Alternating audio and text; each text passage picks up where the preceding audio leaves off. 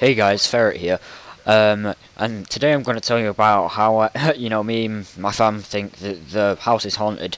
Well, anyone would if you spent a night in our house. Anyways, just before I go any further, the gameplay that you're seeing here is me with the PDW 57. Pure Murder HD is actually in the game. Link to his channel, by the way, in the description. And yeah, I haven't uploaded in like 2 weeks, and I thought, what better way to upload than this? And if you'll also notice, this was when the PDW was actually good, and like, before they actually patched it and gave it too much recoil. But anyways, back to topic. So, basically, I should probably start off with when we first moved in. So, basically what happened is, well, it was, where, was it this Friday? Yeah, right, well, we moved to a town called Radcliffe. Like, it's near Bury Manchester area. If any of you are in the UK and like around Lancashire area, you should probably know what I'm on about. Danny Boyle's from there, if that helps. But so yeah, we moved into there. My dad, his then girlfriend, now fiance Vicky, who I just class my stepmom, because she technically is, and her two kids and me. And so, Chloe and Alex. Alex is 10 now, and Chloe's 12. So, just to get that cleared up, and me. But, like, on the Friday, my dad and Vicky had actually moved, started, like, moving all the stuff in. And, like, on the Saturday morning, they come to pick me up from from my mum's, and I had to still help, like, move a lot of things around. And then, the kids would have come later that night.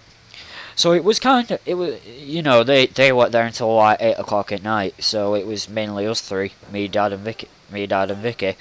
And so basically, what we were doing is moving stuff around. Me and my dad, built like Alex's bed, and then realised we built it the wrong way around and had to turn it around. Bear in mind that's an attic bedroom. So then, basically, we're sweating our tits off basically. And then soon after we cope and we manage, and then eventually you get more or less all of the essentials done. Dad and Vicky had actually slept on the inflatable mattress the night before, and like, my god, it was just a mess, but like, we got it done before the other two arrived. And so that was back in 11, so we've been there for about 2 years now. Is that right? Yeah, just over 2 years. And so, basically, with over 2 years, and it's a nice house. It's a big house. It's three stories, and me, Dad, and Vicky are on the second floor. I have one of the big bedrooms. They have the master, and then obviously Vicky's kids are above on the third floor. They have the attic bedrooms, still pretty decent size, and that's how it worked out. And then just last September, we got a dog called Patch. And like, he's a boxer crossed with a border collie, so he's freaking insane, but that's why we love him. And he has basically the kitchen. Although if he's lucky, he gets to come in the front room. So there you go. And basically, it's been nice, except it was actually the first year we moved in there that the freaking burglar alarm kept going off, and we're actually getting really annoyed. We always not just start to take the piss, thinking, say, it's the ghost, it's a joke. And, well, that's when things kind of start to take a bit of a wrong turn. Because, it was about the third or fourth night, we were there. It went off. My dad told me, the code to, like, get it to shut the hell up, so I did. I entered it. Except it actually read on the screen, intruder alert, and I was like, Dad, it says there's an intruder, and he says there's nobody in the house except us. I've just checked. We're all locked up. There's literally no one can get in. And so, right.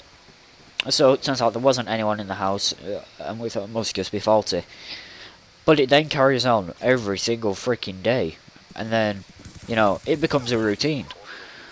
And was really starting to get annoyed. So we call like the council and all that, and whatever you do. I'm no genius. I'm 14. So they called the thing to deactivate the alarm so that it won't go off again. However, they said they deactivated it and it didn't go off for about 2 nights, and so like, oh yeah, it's actually works.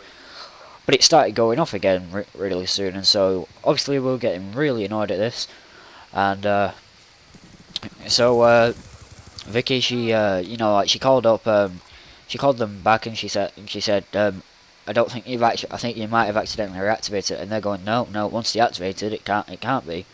I'm like, well, you must have, because it's still going off. It's going off every night now. It's driving us all bloody insane.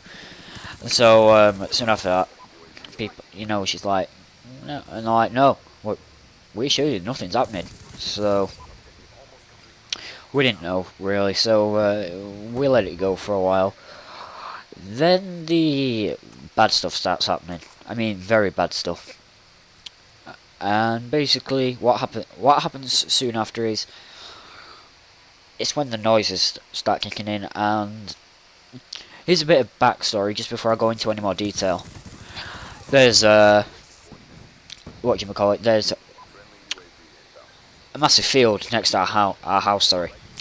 And basically with that and in that field is what used to be a railway, all the way up until like the Cold War, right up until like through 1986 or something. It was disclosed. It was like closed down, and then, but it had been built there since like whenever, since however long trains can last. Again, I don't know. I'm not a genius, but so that's that. We got that cleared up, but and it's all just been overgrown. The tunnel is still there, massively visible, right from the gate.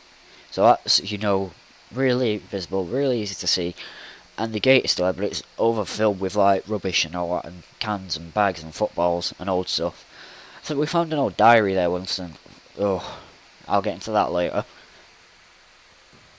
And basically, so we carried on going. Like me and Alex, I'll call him my stepbrother for all intensive purposes. And it was just really, really freaky, in all honesty, because the track was still visible in a little bit of it, with what on top of marshland, and so we thought, oh, that's pretty cool. However, we learnt that there was a bit more backstory to this. These houses were quite new, actually. They were very new. Ours was the newest one at the time when we bought it, and it had only been there about maybe 5-6 years. So anyway, we basically we just carry on. We read the diary and find out that it's actually from World War II evacuee. And fuck me, that's weird, because it sounds like a friggin' indie film, what I'm telling you, but it's all true. I'm not making this up. And so it turns out there's a bit of backstory to it, and apparently it got this area had been bombed in the World Wars and all that, and it was saying that quite a few people died there. And people claim that they've heard things, like maybe like the ghost, if you like. I don't really like using that term. Is coming, like still coming, because like has whatever left to do. He's just lingering about, and his new houses are here. So I'll get to the more interesting part. Where the scary stuff starts happening in the next part. But for now, guys, I've been Ferret, and I'll see you next time. Thanks for watching. Please comment, rate, subscribe, and make sure you sub Pure Medi HD. Oh, also, just one quick reminder. Also, be sure to subscribe to all the channels in the description. So, that'll just be Pure Medi HD. That'll be Mini Manhead 1, or Extreme Gamer 7, whatever it is now. And the Ginger Bros. So, fuck it, just subscribe to him, please, if you like the content, of course. They do Black Ops 1 and 2 Zombies, from what I know. And, Pure Medi HD is a beast at COD, so, check them out. Alright, thanks, guys.